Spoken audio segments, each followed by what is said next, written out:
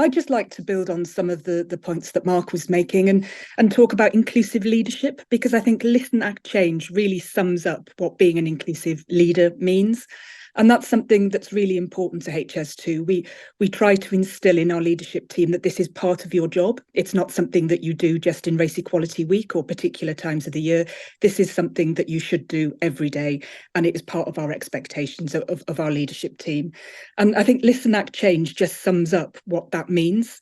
As a leader, you should be listening, you should be curious, you should be using all of the methods available to you to listen to your workforce, whether that's staff surveys, staff networks, workplace forums.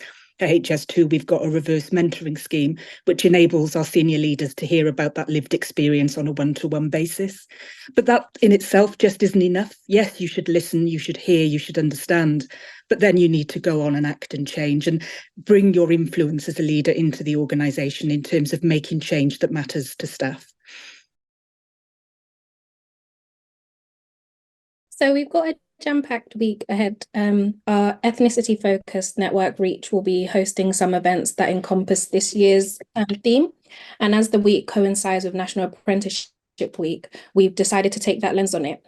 And the focuses of our events will be on how we can work with the education sector to further develop and understand education to employment pathways, particularly for individuals from ethnic minority communities and backgrounds. And we also have a combination of comms as well, which will be looking also at the changes that we're making since listening to our workforce. And one of the key initiatives it will be highlighting is Mavite, which is a CV sifting software, which has just been rolled out to a few directorates, but we're pushing that out wider to a wider organisation. So exciting times. Our 2 in-person events will be held across London and Birmingham, and we'll bring a combination of both EDI specific individuals to primary school head teachers, looking at the education lens, and then also skills and employment professionals. And we believe this forum will give us a space to really discuss and get to the nitty-gritty of kind of what's going on in the employment and education sector, and begin to get people to act and change on things they've heard and develop those initiatives which will really support us in bridging that gap for ethnic minority individuals, not just in the sector we work in, but also within their education experiences too.